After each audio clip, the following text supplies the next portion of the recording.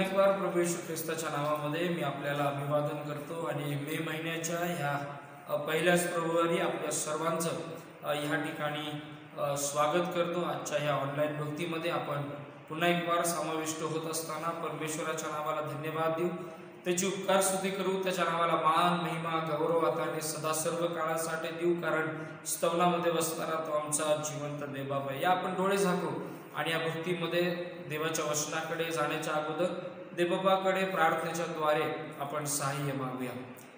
जिवंत देवबापा, मी पुन्हा एक बार ख्रिस्त येशूच्या नावामध्ये तुझे आभार मानतो, तुझी उपकार स्तुती करतो, तुझ्या नावाला मान महिमा गौरव आदर आणि सन्मान जिवंत देवबापा देतो, कारण स्तवनामध्ये बसणारा तो आमचा जिवंत देवबाप आहेस। राजांचा राजा, प्रभूंचा प्रभू, राजेश्वर केवळ तूच आहेस।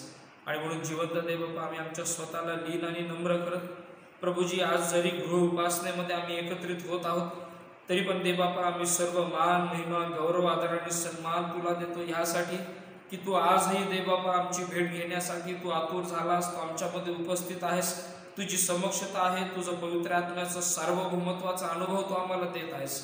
आम्ही त्याबद्दल तुझे आभार मानतो। जिवंत देवबापा, आजचं वचन आम्ही तुझ्या हातामध्ये समर्पित करतो आणि प्रार्थना करतो जिवंत देवबापा की या वचनाच्या द्वारे आमच्या संगती संधान साधणारा, आमच्या संगती बोलणारा तो आमचा जिवंत देवबाप हो।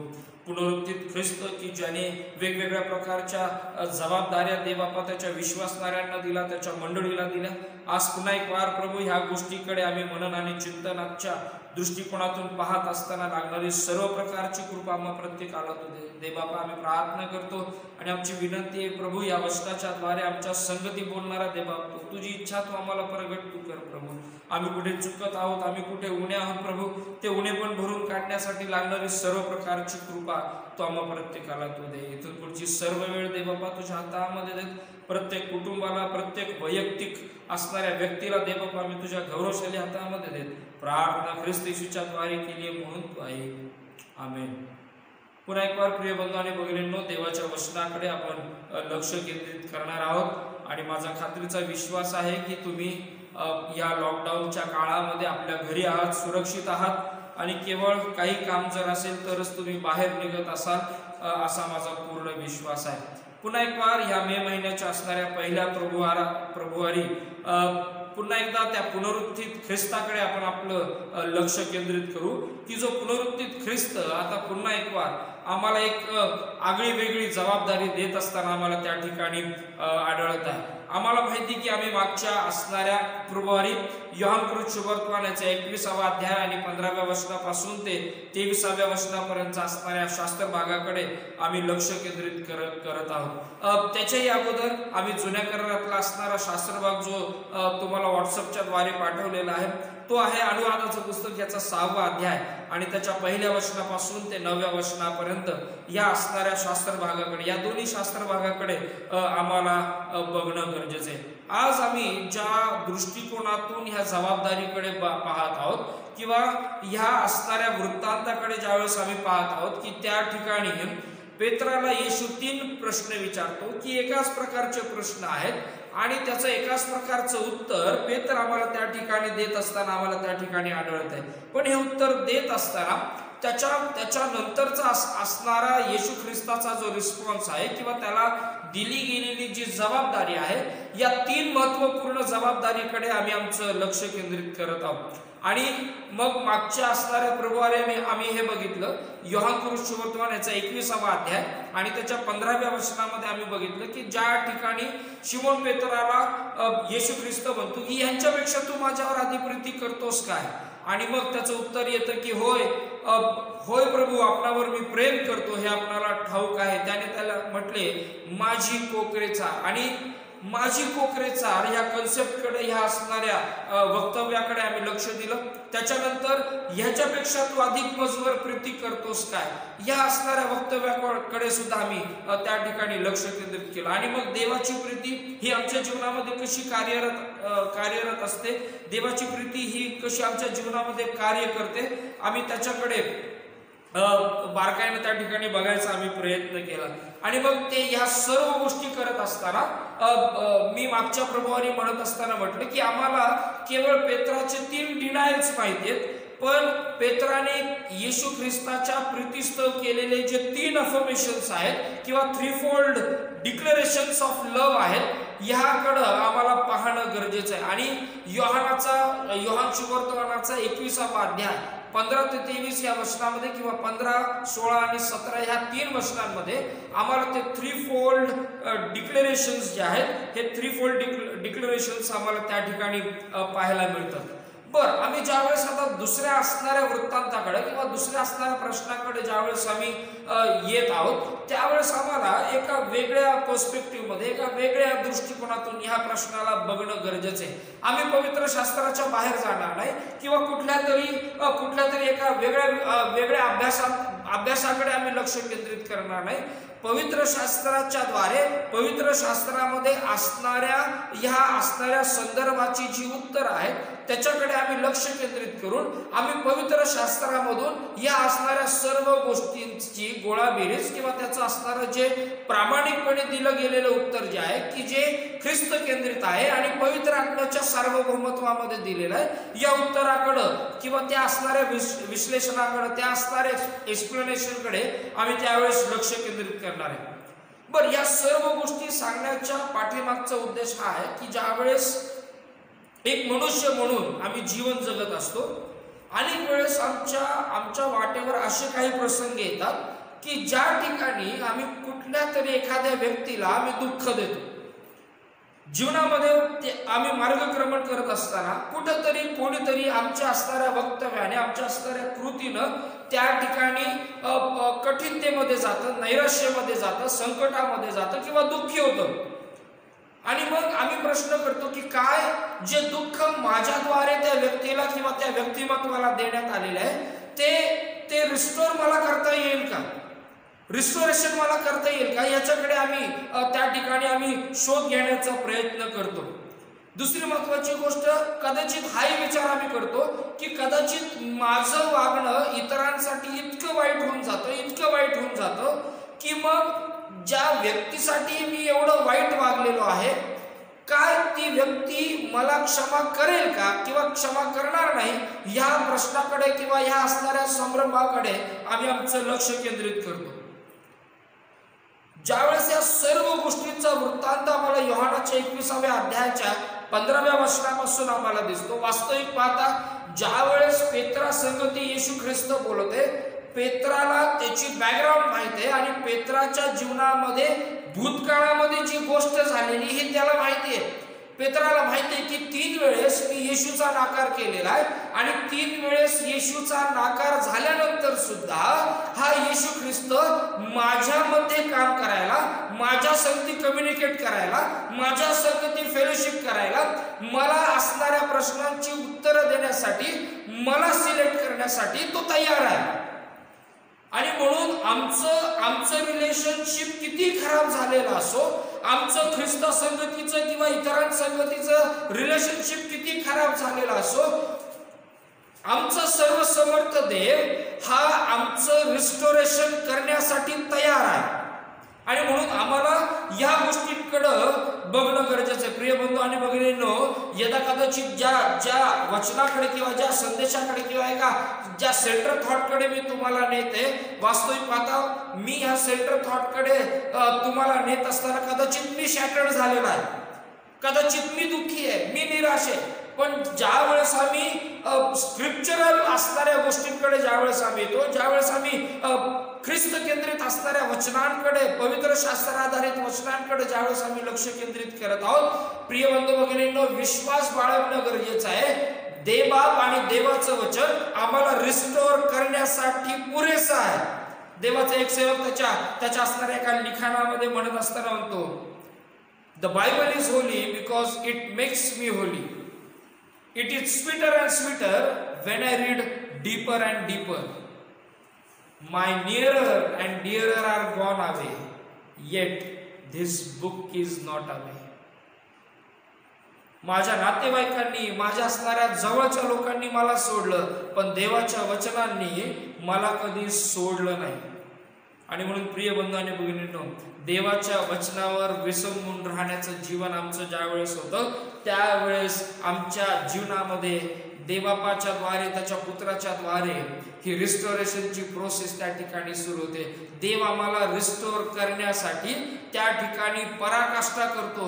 तो पाहिजे त्या गोष्टी आमच्या जीवनामध्ये करू लागतो. एक आणि एकच उद्देश की माझं लेकरू, माझं मूल, ज्याने माझ्यावर विश्वास ठेवलेला आहे, जो माझ्या मार्गामध्ये चालत आहे, त्याचं रिस्टोरेशन व्हावं.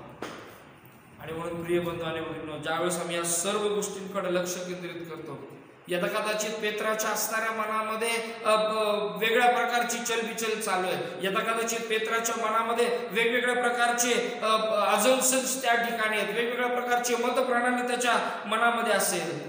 पण येशू ख्रिस्त त्याच्या संगती उभा राहतो आणि अजूनही ख्रिस्त त्याला रिस्टोर करण्यासाठी, त्याच्या संगती सहभागिता घेण्यासाठी तो त्या ठिकाणी तयार आहे. आणि म्हणून ज्यावेळेस आम्ही असणाऱ्या परिच्छेदाकडे लक्ष केंद्रित करतो, कदाचित आम्हाला असं वाटत असेल, मी खूप वाईट केलं, मी कोणाला तरी हर्ट केलं, मी कोणाला तरी खूप टाकून बोललो, खूप टाकून मी त्या ठिकाणी बोलले.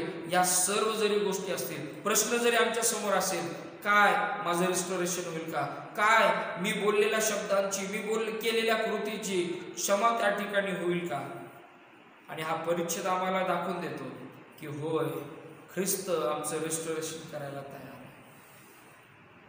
पुनरुत्थित ख्रिस्त आम्हाला जबाबदारी द्यायला तयार आहे.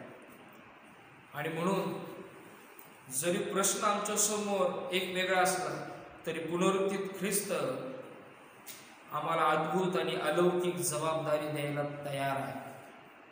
आणि म्हणून ह्या वचनाकडे आम्हाला लक्ष केंद्रित करणं गरजेचं आहे. तो दुसरा जो प्रश्न आहे त्याच्याकडे आम्ही थोडंसं लक्ष केंद्रित करणार आहोत, की ज्या ठिकाणी 16व्या वचनामध्ये, योहान शुभवर्तमान याचा 21वा अध्याय आणि त्याच्या 16व्या वचनामध्ये म्हणत असताना आता त्या ठिकाणी असं म्हटलेलं आहे, पुन्हा दुसऱ्यांदा तो त्याला म्हणाला, योहानाच्या पुत्रा शिमोना, माझ्यावर प्रीती करतोस काय?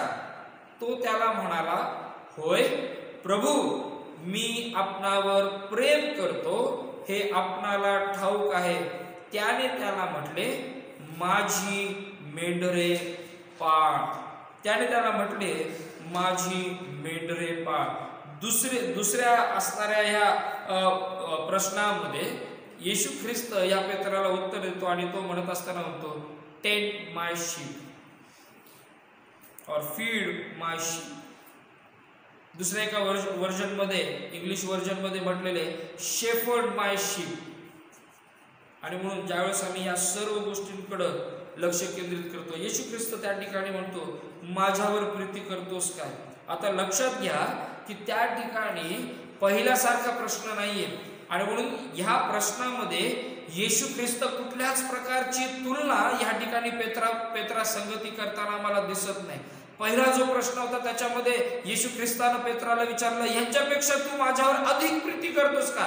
ह्यांच्यापेक्षा आणि अधिक. आता हे दोन्ही शब्द आम्हाला ह्या दुसऱ्या असणाऱ्या प्रश्नामध्ये दिसत नाहीत. आणि हा दुसरा प्रश्न जो आहे त्या ठिकाणी तो म्हणतो, योहानाच्या पुत्रा शिमोना, माझ्यावर प्रीती करतोस का? माझ्यावर प्रीती करतोस का? आणि हा जो प्रश्न आहे प्रिय बंधू आणि भगिनींनो, हा पेत्राला विचारलेला वैयक्तिक प्रश्न आहे. आणि म्हणून ख्रिस्ताने विचारलेला हा प्रश्न परिपूर्ण आहे आणि ख्रिस्त आमच्या जीवनाच्या द्वारे परिपूर्ण उत्तराची अपेक्षा करत आहे. हा प्रश्न कंपॅरेटिव्ह नाही, याच्यामध्ये कुठल्याही प्रकारचं कंपॅरिझन आम्हाला त्या ठिकाणी दिसत नाही. असं कुठलंही वक्तव्य नाही की ज्या ठिकाणी येशू ख्रिस्त म्हणतो, यांच्यापेक्षा अधिक तू माझ्यावर करतोस, प्रीती करतोस का?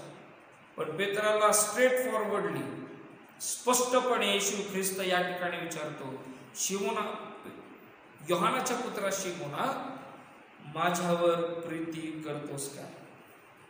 आणि म्हणून प्रिय बंधू आणि भगिनींनो, ख्रिस्ताने विचारलेला हा प्रश्न परिपूर्ण आहे. ख्रिस्ताने विचारलेला हा प्रश्न हा वैयक्तिक आहे. आणि म्हणून जर आम्ही ह्या प्रश्नाकडे जर बारकाईने जर बघितलं तर आम्हाला एक वेगळ्या प्रकारची ख्रिस्ताची इच्छा यातून प्रदर्शित होत असताना आम्हाला दिसते.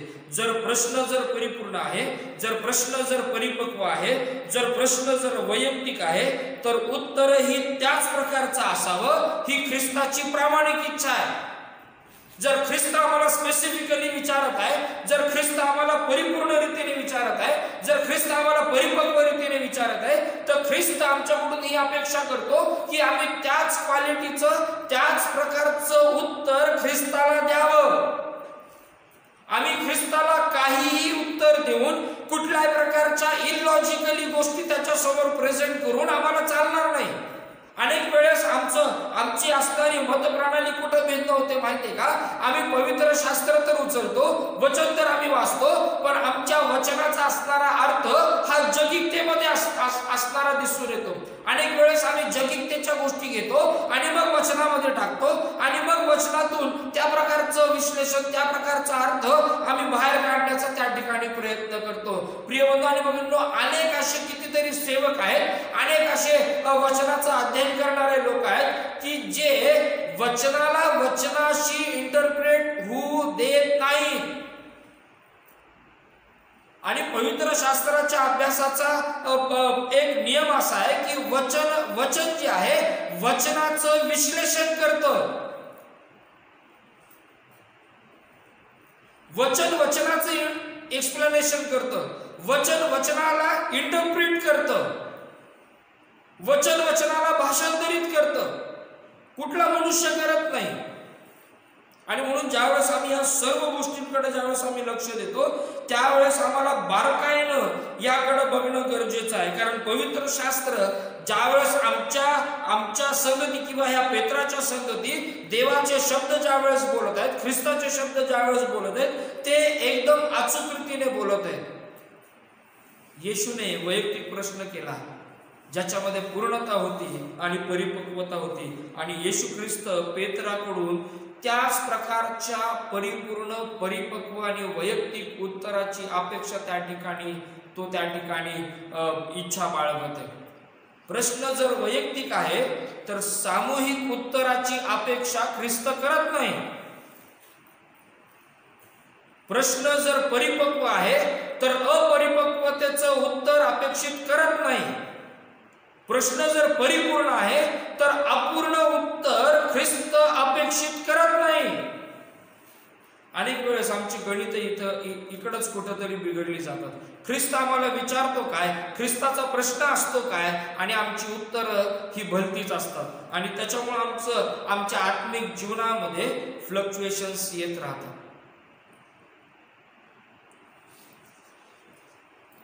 आणि म्हणून ज्यावेळेस आम्ही या सर्व गोष्टींकडे ज्यावेळेस आम्ही लक्ष केंद्रित करतो, येशू ख्रिस्ताचा असणारा हा प्रश्न अतिशय मार्मिक येतो. त्या ठिकाणी म्हणतो, योहानाच्या पुत्रा शिमोना, माझ्यावर प्रीती करतोस का? ज्यावेळेस तो म्हणतो माझ्यावर प्रीती करतोस का, प्रीती या शब्दाला जर ग्रीक मध्ये जर बघितलं तर त्याला त्या ठिकाणी अगापे म्हटलेलं आहे, की जे दैवी प्रेम आहे, की जे देवाशी केंद्रित आहे आणि देवाला समर्पित असणारं प्रेम आहे. पण ज्यावेळेस येशूला पुनरुत्थित ख्रिस्ताला ज्यावेळेस उत्तर देतो, त्यावेळेस तो उत्तर देत असताना तो त्याला म्हणतो, होय प्रभू, मी आपणावर प्रेम करतो. आता हा प्रेम हा शब्द ज्यावेळेस पेत्र त्याच्या असणाऱ्या दुसऱ्या उत्तरामध्ये ज्यावेळेस तो उपयोगात आणतो, त्यावेळेस त्या ठिकाणी ग्रीक शब्दाचा मूळ अर्थ त्या ठिकाणी आलेला आहे फिलिओ. आता फिलिओ हा शब्द काय आहे? फिलिओ हा शब्द त्यासाठी वापरलेला आहे जो मित्रत्वाचं प्रेम करतो. येशू ख्रिस्त विचारतो, काय तू दैवी प्रीती माझ्यावर करतोस का? पेत्र म्हणतो, मी मित्रासारखी तुझ्यावर प्रीती करतो. अनेक वेळेस आमचे गणित इथंच चुकतात. देव आम्हाला म्हणतो, तू दैवी प्रीती करतोस काय? आणि आम्ही म्हणतो, नाही, मी मित्रत्वासारखी तुझ्यावर प्रीती करतो. आणि म्हणून पवित्र शास्त्र हे आमच्या संगती अचूक रीतीने बोलतं. देवाचे शब्द, देवबापाची इच्छा अचूक रीतीने आमच्या जीवनामध्ये काम करते. आणि म्हणून पेत्रालाही अचूक रीतीचा प्रश्न, एकदम परिपूर्ण परिपक्व प्रश्न या ठिकाणी विचारण्यात आलाय. आणि त्याचं उत्तर ज्यावेळेस पेत्रानं अशा प्रकारचं दिलं, त्यावेळेस येशू ख्रिस्त त्याला एक वेगळी जबाबदारी त्या ठिकाणी देत आहे. पहिली जबाबदारी त्याला दिली, तो म्हणतो माझी कोकरे चाल. आता एक दुसरी महत्वाची जबाबदारी दिली. पहिलं त्याला सांगितलं की माझी कोकरे चाल. आता तो म्हणतो, येशूने त्याला म्हटले माझी मेंढरे पाळ. काय प्रकार आहे? आता काय येशू म्हणतो की माझी मेंढरे पाळ. त्याला यातून काय सांगायचं, यातून काय प्रकट करायचं? आणि म्हणून ज्यावेळेस आम्ही थोडंसं आम्ही इकडे तिकडे पवित्र शास्त्राच्या असणाऱ्या काही संदर्भाकडे, संदर्भ सूचीकडे ज्यावेळेस आम्ही लक्ष केंद्रित करतो, त्यावेळेस आम्हाला या गोष्टींकडे लक्ष देणं नितांत गरजेचं आहे. इंग्लिशमध्ये म्हटलेलं आहे feed my sheep or shepherd my sheep. पेत्राला एक आगळी वेगळी एका मेंढपाळाची जबाबदारी मेंढरांसाठी दिली. आता लक्षात घ्या, आम्ही मागच्या वेळेस बघितलं होतं की कोकऱ्याचं असणारं एज आणि त्याच्या असणाऱ्या गोष्टी बघितल्या होत्या. आता या ठिकाणी ज्या वेळेस पेत्राला सांगितलं गेलं की माझी मेंढरे पाळ, येशू ख्रिस्त या ठिकाणी म्हणतो की ती जी मेंढर आहे ती माझी आहे आणि ही माझी मेंढर मी तुझ्या हातामध्ये देत आहे यासाठी की त्याचं पालन व्हावं. आणि म्हणून एक मुख्य मेंढपाळ असणाऱ्या त्या मेंढपाळाला त्याची मेंढर सुपूर्द करत आहे यासाठी की त्या मेंढरांचं पालन पोषण योग्य रीतीने व्हावं. पवित्र शास्त्रामध्ये मेंढपाळ हे केवळ एकाच व्यक्तिमत्वाला म्हटलेले आणि तो म्हणजे मंडळीचा पाळक. आणि म्हणून आज ज्या गोष्टीकडे आम्ही लक्ष केंद्रित करणार आहोत, आम्ही बघणार आहोत एक मेंढपाळ म्हणून ज्यावेळेस सेवक मंडळीमध्ये उभा राहतो, ज्यावेळेस तो सेवा करतो, त्यावेळेस त्याच्या असणाऱ्या गोष्टी काय आहेत, काय नेमकं करायचं. एक मेंढपाळ म्हणून, एक पाळक म्हणून ज्यावेळेस कार्य केलं जातं, हे कार्य त्याच वेळेस आशीर्वादित होतं ज्यावेळेस ते पवित्र शास्त्राधारित आहे. ते त्याच वेळेस सन्मानित होतं ज्या वेळेस ते पवित्र शास्त्राच्या द्वारे तुमच्यापर्यंत आलेलं आहे. आणि म्हणून एक पाळक म्हणून किंवा एक सेवक म्हणून, एक मेंढपाळ म्हणून ज्यावेळेस या असणाऱ्या वृत्तांताकडे ज्यावेळेस मी बारकाईनं लक्ष केंद्रित करत होतो, प्रिय बंधू आणि भगिनींनो, मला सांगायला कुठल्याही प्रकारचा कमीपणा वाटत नाही. प्रभूनं ह्या असणाऱ्या परिच्छेदामधून मला स्वतःला एक पाळक म्हणून खूप सारं त्याने शिकवलं. एका पाळकाचं मन, एका पाळकाची कृती, एका पाळकाची महत्वाकांक्षा काय असावी ह्या परिच्छेदामधून आम्ही त्या ठिकाणी बघू शकतो. आणि म्हणून अनेक असे सेवक आहेत की ज्यांनी ह्या असणाऱ्या वृत्तांताकडं लक्ष केंद्रित करणं गरजेचं आहे. आणि म्हणून ज्यावेळेस तो म्हणतो फीड माय लॅम्ब किंवा शेफर्ड माय शीप, त्यावेळेस आम्हाला लक्ष केंद्रित करणं गरजेचं. तो म्हणतो माझी मेंढरे पाळ. आता माझी मेंढरे पाळ याचा अर्थ मेंढरू जे आहे ते आता ग्रोन अप आहे, ते चांगल्या रीतीनं वाढलेलं आहे. आता त्याला योग्य प्रकारच्या पालनाची, पोषणाची गरज आहे.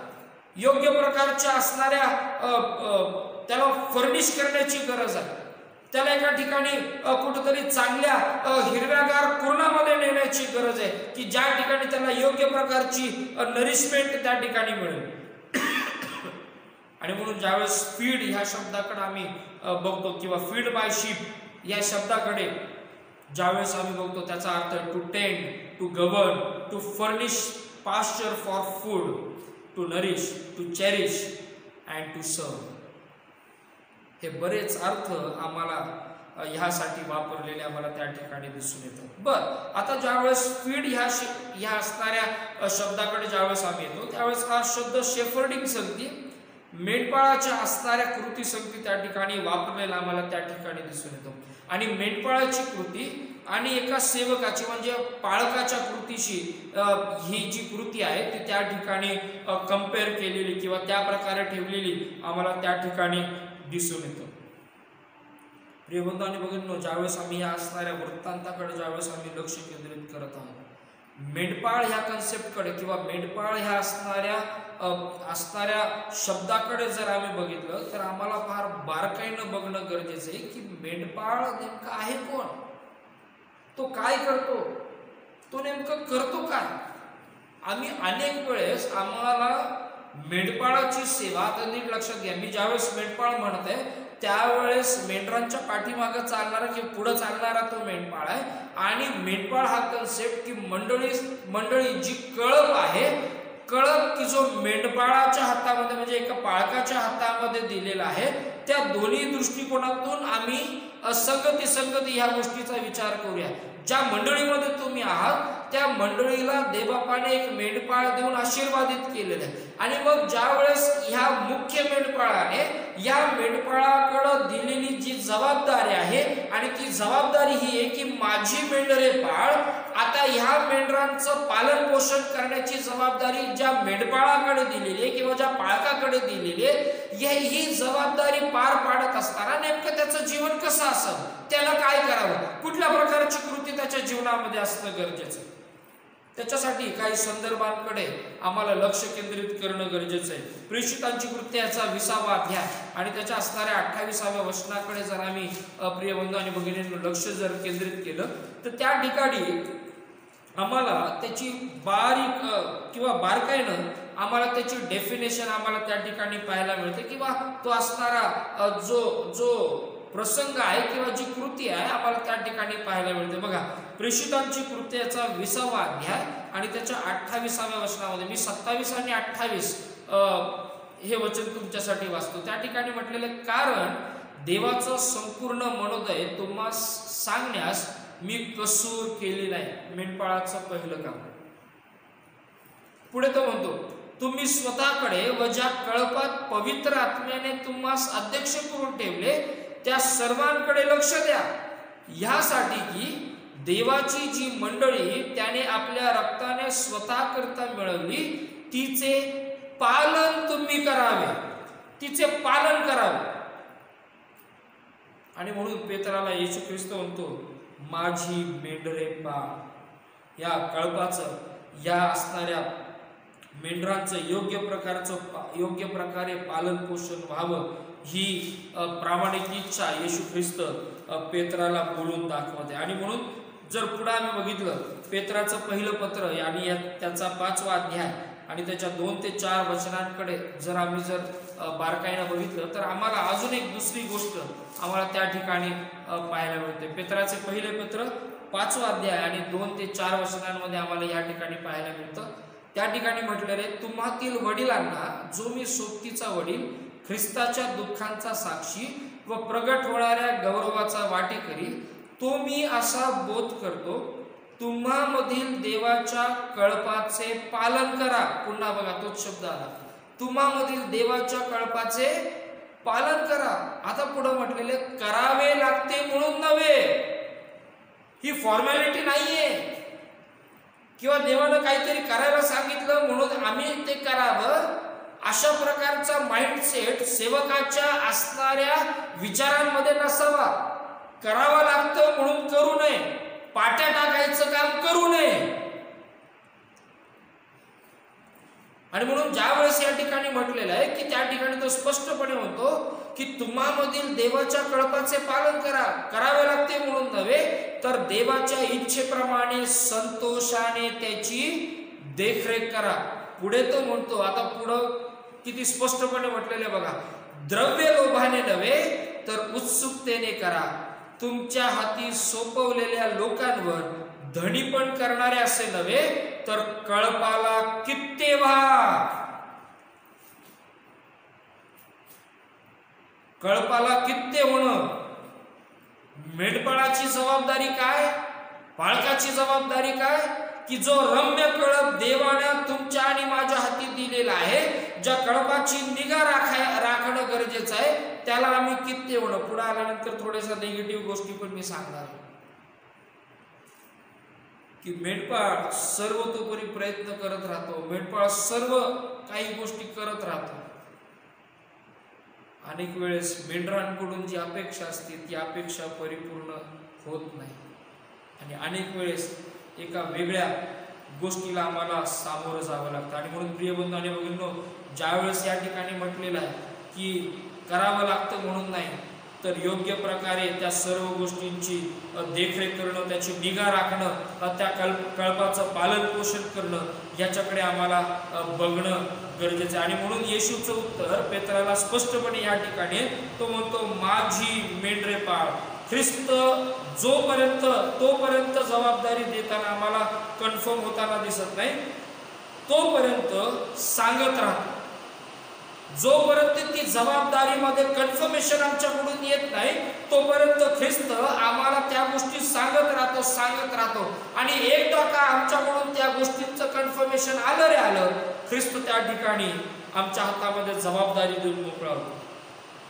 कदाचित येशू ख्रिस्त या सर्व गोष्टीमधून पेत्राला असं तर सांगत नाही ना, मी आता मेंढरे तुझ्याकडे देत आहे, त्यांचं योग्य पद्धतीनं पालन पोषण कर. फीड माय शीप और शेफर्ड माय शीप और टेंड माय शीप. हे बंधूंनो भगिनींनो, एका सेवकाची, एका बाळकाची, एका मेंढपाळाची ही अत्यंत गरजेची महत्वाची जबाबदारी प्रभू या पेत्राला सांगत आहे. आणि ती जबाबदारी ही तो म्हणतो की माझी मेंढरे पाळ. जी आता मॅच्युअर होत आहे, जी आता परिपक्व होत आहे, जी परिपूर्णतेकडे जात आहे, ज्यांच्याकडे एक वेगळ्या प्रकारची मॅच्युरिटी कदाचित येत असेल, त्यांना योग्य प्रकारे त्यांचं पालन पोषण करण्याची जबाबदारी मी तुझ्यावर देत आहे. आणि म्हणून मेंढरांना पाळण्यासाठी काही गोष्टी सेवकाच्या जीवनामध्ये, पाळकाच्या जीवनामध्ये आमच्या जीवनामध्ये असणं गरजेचं आहे. पण ज्यावेळेस आम्ही जुन्या कराराच्या असणाऱ्या दृष्टिकोनामधून जर आम्ही पाहायला गेलो तर मेंढपाळ हा असणारा कन्सेप्ट जरी त्या ठिकाणी स्पष्ट रीतीने आम्हाला जाणवत नाही, कारण आम्ही ज्यावेळेस योहानकृत वर्तमानाच्या 10व्या अध्यायाकडे येतो त्यावेळेस आम्हाला हे समजून येतं की येशू ख्रिस्त हा आमचा उत्तम मेंढपाळ आहे. आणि येशू ख्रिस्त त्या ठिकाणी म्हणतो की उत्तम मेंढपाळ आपल्या मेंढरासाठी प्राण देतो. जरी ह्या ठिकाणी आम्हाला हे आढळून येतं की जुन्या करारामध्ये मेंढपाळ त्या ठिकाणी आहे, पण देवाच्या लोकांसाठी असणारा जो मेंढपाळ आहे किंवा त्या प्रकारचा जो कन्सेप्ट आहे तो आम्हाला ह्या ठिकाणी फारसा असा प्रखरतेनं जाणवत नाही. तरी पण मेंढपाळासारखे काम करणारे सेवक आम्हाला जुन्या करारामध्ये दिसून येतात. जर आम्ही बघितलं तर स्वतः सर्वसमर्थ परमेश्वर हा मेंढपाळासारखं काम करत असताना इस्रायल लोकांसंगती दिसून येतो. आणि म्हणून निर्गमाच्या पुस्तकाच्या 33व्या अध्यायाच्या 15-16 वचनांमध्ये जर आम्ही बघितलं तर त्या ठिकाणी स्वतः परमेश्वर वैयक्तिक रीतीने या इस्रायल लोकांबरोबर हजर असताना आम्हाला त्या ठिकाणी दिसून येतो. गणनाचं पुस्तक याचा 14वा अध्याय 7 ते 9 वचनांमध्ये, अनुवादाचं पुस्तक याचा 23वा अध्याय आणि 14व्या वचनामध्ये देव स्वतः इस्रायल लोकांना सुरक्षा देत असताना आम्हाला त्या ठिकाणी दिसून येतो की ज्याप्रमाणे एक मेंढपाळ त्याच्या मेंढरांना सुरक्षा देतो, एक मेंढपाळ ज्याप्रमाणे त्याच्या मेंढरांसंगती त्या ठिकाणी राहतो. तिसरी महत्वाची गोष्ट स्तोत्रसंहिता 78-19, स्तोत्रसंहिता 105, त्याच्यानंतर स्तोत्रसंहिता 105 आणि त्याच्या 40 आणि 41व्या वचनामध्ये देवा कसं मेंढपाळासारखा त्या मेंढरांना पुरवठा करतो हा कन्सेप्ट आम्हाला त्या ठिकाणी दिसून येतो. आणि त्याच्यानंतर आम्ही जर बघितलं निर्गम याचा 15वा अध्याय 26वा वचन, गणनेचं पुस्तक 21वा अध्याय 8 ते 9 वचनांमध्ये आम्हाला एक मेंढपाळ प्रमाणे परमेश्वर त्याच्या असणाऱ्या लोकांना मलमपट्टी सुद्धा करतो, आम्हाला ते सुद्धा दिसून येतं. स्तोत्र 77-20 मध्ये आम्हाला 2 व्यक्तिमत्व दिसतात, मोशे आणि अहरोन, ज्यांनी मेंढपाळाप्रमाणे इस्रायल लोकांना त्या असणाऱ्या गुलामगिरीतून बाहेर काढलं. ते त्यांचे मार्गदर्शक झाले, पुरवठा करणारे झाले, सुरक्षा देणारे झाले, त्यांच्या बरोबर वैयक्तिक रीतीने राहणारे झाले, योग्य मार्गदर्शन करणारे झाले.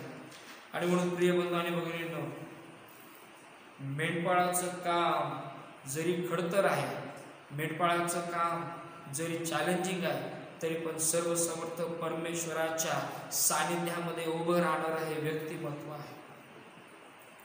आणि म्हणून प्रिय बंधू आणि भगिनींनो, आपण घरी होशियाचं पुस्तक 11वा अध्याय 1 ते 4 या वचनांकडे आपण लक्ष केंद्रित करू शकता.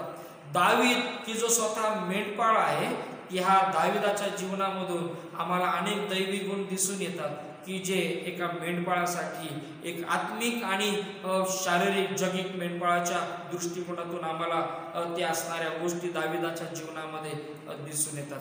थोडंसं आम्ही नव्या कराराकडे ज्यावेळेस आम्ही येतो, नव्या करारामध्ये सुद्धा आम्हाला हा असणारा जो कन्सेप्ट आहे किंवा मेंढपाळ शेफर्ड हा जो कन्सेप्ट आहे आम्हाला त्या ठिकाणी दिसून येतो।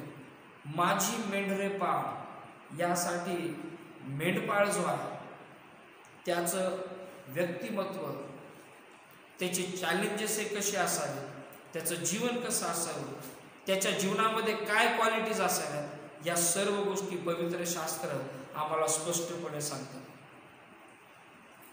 आणि म्हणून येशू ख्रिस्त पेत्राला म्हणत असताना म्हणतो, माझी मेंढरे पाळ। कसं पाळायचं? मी विचार करत होतो, एक मेंढपाळ म्हणून, एक पाळक म्हणून, जो रम्य कळप मेंढरांचा देवबापाने माझ्या हाती दिलेला आहे, याचं पालन पोषण कसं करावं, यांना कसं पाळायचं? माझ्या बुद्धिमत्तेने ते शक्य नाही, पवित्र आत्म्याच्या सार्वभौमत्वामध्ये ते शक्य आहे। काही गोष्टी आम्ही या गोष्टींकडे लक्ष केंद्रित करणं गरजेचं आहे। आम्ही कसं पाळू शकतो? एक देवाचा सेवक म्हणून या मेंढरांना पाळण्याची जर जबाबदारी देवानं माझ्यावर जर सोपवलेली आहे एक सेवक म्हणून, तर मला काय गोष्टी करणं गरजेचं आहे? एक सेवक म्हणून, एक मेंढपाळ म्हणून मला काय करावं लागणार आहे? पहिली महत्वाची गोष्ट तीताच्या पत्राच्या पहिल्या अध्यायाच्या 9-10 वचनांमध्ये सांगितलं, मला एक मेंढपाळ म्हणून, एक आत्मिक मेंढपाळ म्हणून, एक पाळक म्हणून त्यांना वचनामध्ये उभं करणं गरजेचं आहे। दुसरी महत्वाची गोष्ट, या मेंढरांना त्या दैवी वचनांमध्ये उभं राहण्यासाठी त्यांना प्रोत्साहित करणं, देवाच्या वचनाच्या द्वारे त्यांना देवाशी त्यांची कनेक्टिव्हिटी घालून देणं। देव कोण आहे, देव काय आहे, देवाचे गुणधर्म काय आहेत, दैवी गुणलक्षणं काय आहेत, या सर्व गोष्टी ज्या आहेत, वेगवेगळ्या प्रकारचे सिद्धांत असतील, वेगवेगळ्या प्रकारच्या वेगवेगळ्या गोष्टी असतील, त्यांच्या मनावरचा ताण असेल, या सर्व गोष्टी पवित्र शास्त्राच्या वचनांच्या द्वारे, दैवी वचनांच्या द्वारे त्यांच्या जीवनामध्ये कसं कार्यरत होईल ही जबाबदारी पार जर कोणी पाडायची तर ती त्या मेंढपाळानं पाळणं गरजेचं आहे। देवाचं वचन सांगण्याची जबाबदारी, मेंढरांचं पालन करणं म्हणजे देवाचं वचन सांगणं। दुसरी महत्वाची गोष्ट, मेंढरांचं पालन करणं म्हणजे देवाचा मनोदय त्यांना प्रगट करणं। मेंढपाळाचं काम आहे देवाचा मनोदय सांगणं, देवाची इच्छा काय आहे हे मेंढरांना सांगणं। अनेक वेळेस मेंढर ऐकत नाहीत, माहितीये का?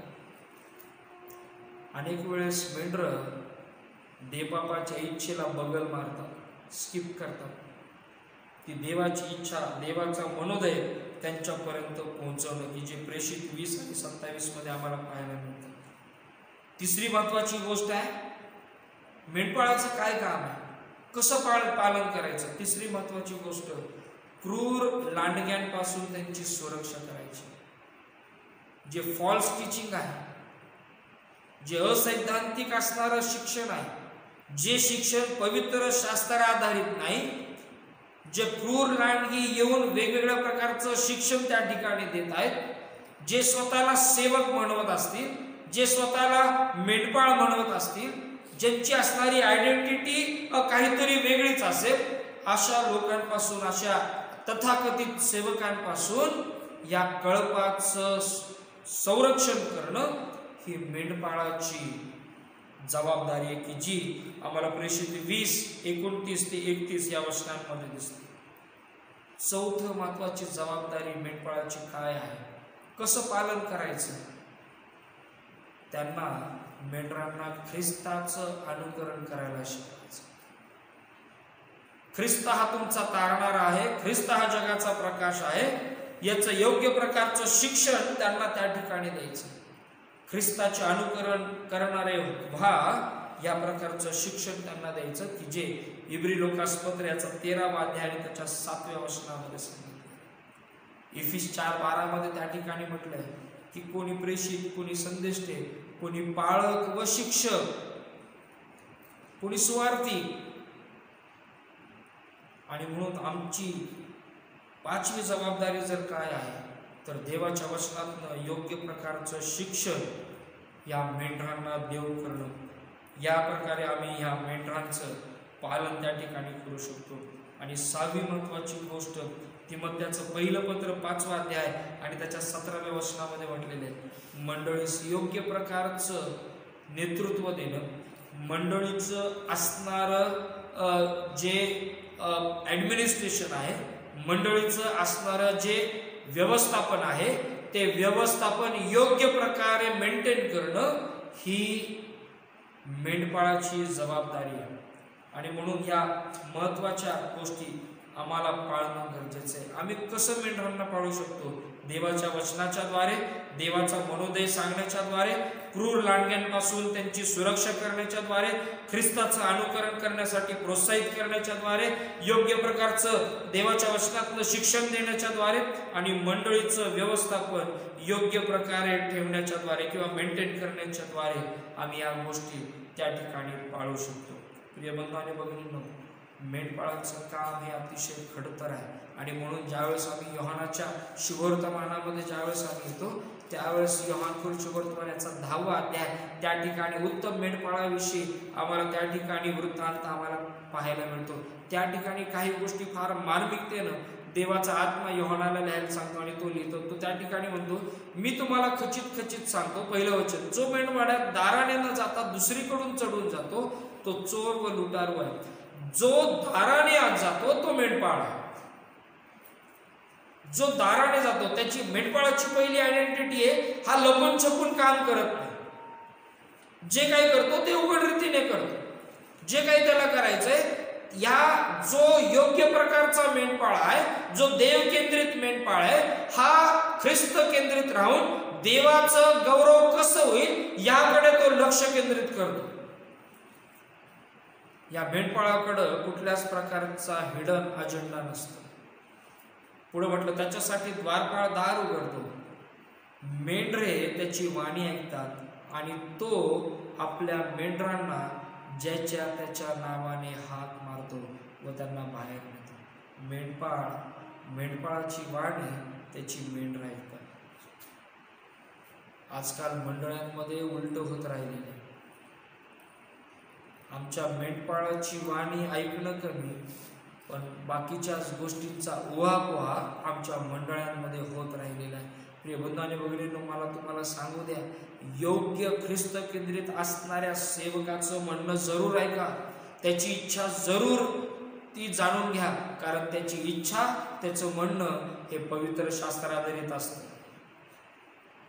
आणि म्हणून प्रिय बंधू आणि भगिनींनो, हे बारकाईनं लक्षात घेणं गरजेचं आहे. 4थ्या वचनामध्ये म्हटलेलं आहे, तो आपली सर्व मेंढरे बाहेर काढल्यावर त्यांच्या पुढे चालतो. जो मेंढपाळ आहे त्यांच्या पुढे चालतो, मागे चालत नाही. आणि त्या ठिकाणी म्हटले, व मेंढरे त्याच्या मागे चालतात, कारण ती त्याची वाणी ओळखतात. पहिलं म्हटलं ऐकतात आणि दुसरं म्हटलेलं आहे ओळखतात. काय हो, आम्ही आमच्या मेंढपाळाचा आवाज ओळखतो का? आम्ही आमच्या मेंढपाळाचा आवाज ओळखतो का? ज्यावेळेस त्या मेंढपाळाचा आवाज ज्यावेळेस धीर गंभीरतेने भरला जातो त्यावेळेस आम्ही त्याचा आवाज ओळखतो का? ज्यावेळेस त्या आवाजामध्ये आर्तता असते त्यावेळेस आम्ही त्याचा आवाज ओळखतो का? ज्यावेळेस त्याच्या असणाऱ्या त्या आवाजामध्ये एक वेगळ्या प्रकारची ख्रिस्त केंद्रित त्याच्या वचनाशी निगडीत असणारी शिस्त दिसते, त्यावेळेस आम्ही त्याचा आवाज ओळखतो का फक्त मृदू आवाजच आम्हाला ओळखायचा? गोडगोड शब्द जिथं बोलले जातात तोच आम्हाला आवाज ओळखायचा. प्रिय बंधू आणि भगिनींनो, जी मेंढर त्याच्या पाठीमागे चालणार आहेत ते त्याचा आवाज बरोबर ओळखतात. पुढे बऱ्याच गोष्टी या योहानाच्या 10व्या अध्यायामध्ये सांगितलेल्या आहेत. येशू ख्रिस्त स्वतः त्या ठिकाणी तो काय म्हणतो माहिती का? तो म्हणतो, मीच उत्तम मेंढपाळ आहे आणि उत्तम मेंढपाळ आपल्या मेंढरांकरिता प्राण सुद्धा देतो. प्रिय बंधू आणि भगिनींनो, कैक असे देवाचे सेवक आहेत की ज्यांनी आपल्या मंडळीसाठी सर्वस्व दिले. त्या कळपासाठी त्यांनी आपलं सर्वस्व दिले. आपलं गणगोत, आपले असणारे टॅलेंट्स, आपले असणारे जमापुंजी, आपल्या असणारी बुद्धिमत्ता, आपलं असणारं शारीरिक कष्ट, आपल्या असणाऱ्या सर्वस्व गोष्टी त्या मेंढपाळांना देव टाकले आणि अनेक वेळेस देवानं त्यांना आशीर्वादित केलं आणि म्हणून तो मीच उत्तम मेंढपाळ आहे आणि उत्तम मेंढपाळ आपल्या मेंढरांकरिता प्राण देतो. प्रिय बंधू आणि भगिनींनो, ख्रिस्त की जो आमचा उत्तम मेंढपाळ आहे त्याच्याकडे आम्हाला लक्ष केंद्रित करणं गरजेचं आहे. कारण तो योहान 10:10 मध्ये म्हणतो, चोर येतो तो केवळ चोरी, घात व नाश कराव्यास येतो, मी तर त्यांना जीवन प्राप्ती व्हावी व ती विपुलपणे व्हावी म्हणून आलो आहे. प्रिय बंधू आणि भगिनींनो, पेत्राला येशू म्हणतो, माझी मेंढरे पाळ, माझी मेंढरे पाळ. आज अनेक सेवकांना हा चॅलेंज आहे. पुन्हा एकदा हे रिमाइंडर आहे, माझ्यासाठी हे रिमाइंडर आहे की काय मी माझ्या मेंढरांना, की जे मेंढर मला देवबापाने ख्रिस्ताच्या करवी दिलेली, काय मी त्याचं पालन पोषण योग्य पद्धतीने करत आहे का? काय ती मेंढर माझी वाणी ऐकत आहेत का? काय ती मेंढर माझ्या मागे चालत आहेत का? काय ती माझी वाणी ऐकत आहेत का? काय मी त्यांना त्यांच्या नावाने ओळखत आहे का? एक लहान मुलगी, शेवटचं उदाहरण सांगतो आणि मग मी बंद करतो. एका छोट्याशा मुलीनं ज्यावेळेस आपल्या सेवकाच्या, आपल्या ज्या मंडळीमध्ये ती आहे त्या मंडळीमध्ये असताना तिनं आपल्या सेवकाच्या असणाऱ्या त्या सर्व कृत्यांविषयी एक ॲनालिसिस केलं आणि ते सर्व ज्यावेळेस तिनं प्रेझेंट करायला ती ज्यावेळेस त्या सेवकाकडे, त्या मेंढपाळाकडे, त्या पाळकाकडे गेली, तिला फार मोठा शॉक बसला. ज्या दिवशी ती गेली ते पाळक साहेब हे जग सोडून निघून गेले. आणि एक दिवस आला ज्यावेळेस ती मंडळीमध्ये तिनं आपल्या कमिटीची परवानगी घेऊन त्यांच्यासाठी लिहिलेल्या काही गोष्टी तिनं त्या ठिकाणी सादर केल्या आणि ती म्हणत असताना सुरुवातीला म्हणाली की ख्रिस्त येशू की जो माझा उत्तम मेंढपाळ, त्या उत्तम मेंढपाळाच्या द्वारे एक मेंढपाळ मला लाभला आणि त्या मेंढपाळानं माझ्या जीवनामध्ये अद्भुत असं कार्य केलं आणि ते कार्य ती त्या एका तिच्या लिखाणाच्या द्वारे ती त्या ठिकाणी त्या मंडळीमध्ये त्या ठिकाणी ती बोलू लागली. आणि तिचे शब्द अशा प्रकारचे होते, प्रिय बंधू आणि भगिनींनो नीट ऐका, यासाठी की ज्या मेंढपाळाच्या करवी आम्ही आशीर्वादित होत आहोत, ज्या मेंढपाळाला देवबापाने आज्ञा केली आहे, ख्रिस्ताने आज्ञा केली आहे की माझी मेंढरे पाळ, हे विश्वासूपणे तो काम करत असताना, निस्वार्थ काम करत असताना त्याची काही अपेक्षा आहे. मग ते मेंढरू किती शॅटर्ड झालेला असो, ते मेंढरू कितीही दुःखी झालेला असो, ते मेंढरू किती कष्टी झालेला असो, ते मेंढरू कुठल्या तरी वेड्या मार्गाला जरी गेलेला असेल, त्या मेंढराच्या जीवनामध्ये किती कठीणता आलेली असेल, ते मेंढरू कितीही त्याच्यापासून दूर पळत असेल, ते मेंढरू कदाचित वेगवेगळ्या प्रकारचे दोषारोप त्याच्यावर करत असेल, या सगळ्या गोष्टी करत असताना मात्र ह्या मेंढपाळाने त्या असणाऱ्या मेंढरावर केलेली निस्वार्थ प्रीती ही मुलगी जी आहे, ही मुलगी त्याच्या असणाऱ्या लिखाणातनं ती प्रगट करते. आणि म्हणून प्रिय बंधू आणि भगिनींनो, येशूनं पेत्राला सांगितलं माझी मेंढरे पाळ, आणि तिचा अनुभव ह्या असणाऱ्या त्या छोट्याशा मुलीला आला आणि तिनं हे काव्य म्हणा किंवा गद्यपद्य आहे मला माहीत नाही, पण मला जसं त्याचं लिखाण करता आलं तसं मी या ठिकाणी लिखाण केलं. ती तिच्या लिखाणामध्ये म्हणत असताना म्हणते, ज्यावेळेस मला खाली पाडलं गेलं तेव्हा तुम्ही मला उचललं. नीट लक्षात घ्या, ज्यावेळेस मला खाली पाडलं गेलं तेव्हा तुम्ही मला उचललं, मला मेंढपाळासारखं कवेत घेतलं, आपल्या मेंढवाड्यामध्ये तुम्ही मला आणलं. पुढे ती म्हणते, तुम्ही माझी बारकाईने काळजी केली, तुम्ही माझी प्रत्येक गरज पूर्णत्वास नेली, मी सांगण्या अगोदर तुम्ही माझी निराशा ओळखलीत, माझ्यासाठी कठीणतेला सामोरं जाऊन ती निराशा सुद्धा तुम्ही घालवली. जेव्हा मी हसले तेव्हा तुम्ही हसला. नीट लक्षात घ्या प्रिय बंधू आणि भगिनी, जेव्हा मी हसले तेव्हा तुम्ही हसलात, जेव्हा मी रडले तेव्हा तुम्ही सुद्धा रडलात. तुमची शिस्त मला नकोशी होती, तुमचे शब्द मला नकोशी होते, तुमची कठीणता मला नकोशी होती, तुमची ती आर्त हाक सुद्धा मला नकोशी होती. त्यातलं प्रेम मी कधीच जाणू शकले नाही, त्यातली निस्वार्थ वृत्ती, त्यातली निस्वार्थ कृती मी कधीच अनुभवू शकले नाही. तुमच्या जीवनातले प्रत्येक उदाहरण मला त्यावेळेस समजत होतं, मला उत्तेजना देत होतं. त्या सर्व गोष्टींच्या द्वारे तुमच्या जीवनातले कष्टच ते दाखवत होते. तुमचे आभार की तुम्ही माझी काळजी घेतली. ती मुलगी म्हणते, तुमचे आभार, तुम्ही माझी काळजी घेतली. तुमचे आभार, जेव्हा सर्व परिस्थितीच कठीण होती तेव्हा तुम्ही माझ्या मागे उभे राहिले. तुमचे आभार, जेव्हा मी एकटी होते.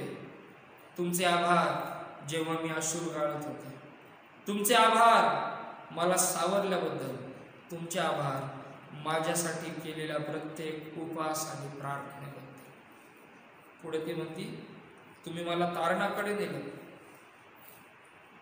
तुम्ही मला तारणाकडे नेलं, तुम्ही मला दैवी सानिध्यात वाढवलं. माझ्या मागे कुणी उभं नसताना तुझ्या संगतीत देवबाप उभा आहे हेच तुम्ही मला सांगितलं.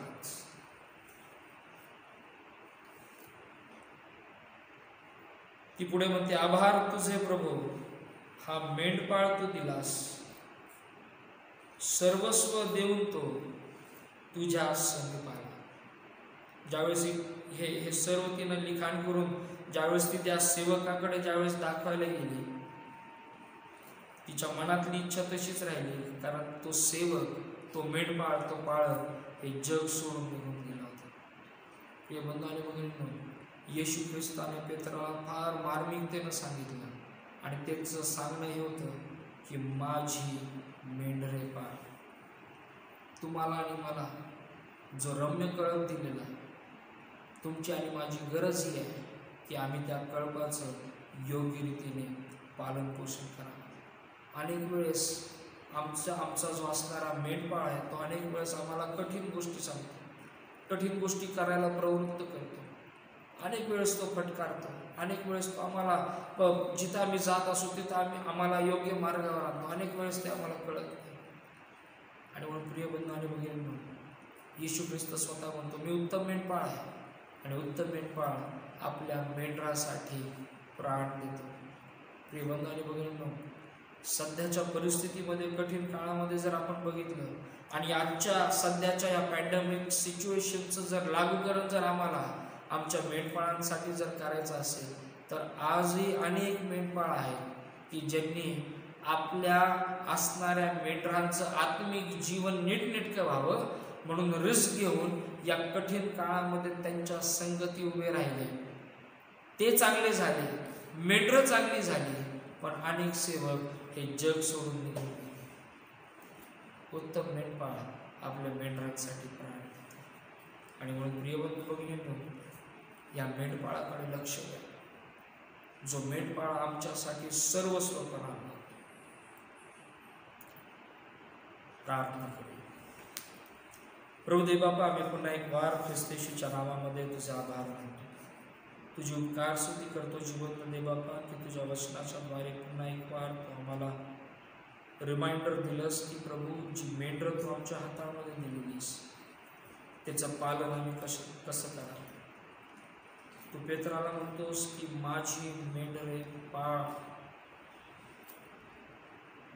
प्रभू, या मेंढरांचं योग्य पद्धतीनं पालन पोषण करण्याची जबाबदारी तू आम्हाला दिली आहेस आणि म्हणून ती विश्वासूपणे पार पाडण्यासाठी लागणारी सर्व प्रकारची कृपा, सहाय्यकर्ता, मार्गदर्शक, पुढारी तू आणि तुझ्या नावाला गौरव तू प्राप्त करून दे. बाबा, ज्यांनी ज्यांनी दान गोळा केलेला आहे, ज्यांच्या कुटुंबामध्ये उपकार सुखी आहे, जिवंत दे बाबा, आम्ही तुझे आभार मानतो, तुझ्या नावाला धन्यवाद देतो की प्रभू त्या प्रत्येकाच्या जीवनामध्ये तू आशीर्वादित त्यांना केलेस. जे दान प्रभू जी कुटुंबामध्ये गोळा झालेलं असेल, ते दान चर्च भंडार असेल, दशमांश असतील, संतोषाची अर्पण असतील, स्वनाकाराची अर्पण असतील, प्रभू ते प्रत्येक दान आम्ही तुझ्या हातात देतो. आणि आमची प्रार्थना आहे, येशूच्या नावामध्ये हे दान आशीर्वादित करू आणि तुझ्या नावाचं गौरव करून दे. आमची प्रार्थना ऐकलीस, तुझ्या नावाला धन्यवाद दे. प्रार्थना ख्रिस्त येशूच्या द्वारे केली म्हणून तू आहे. आमेन.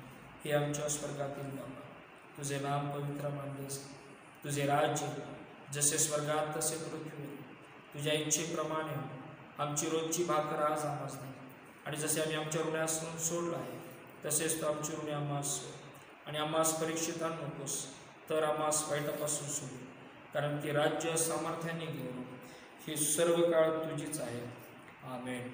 सुवंद्य देवा परात्पर, स्तवा हो त्याला खालीवर, तो बाप पुत्र आत्मा जाण, त्रैक्याला द्या अनंत मान.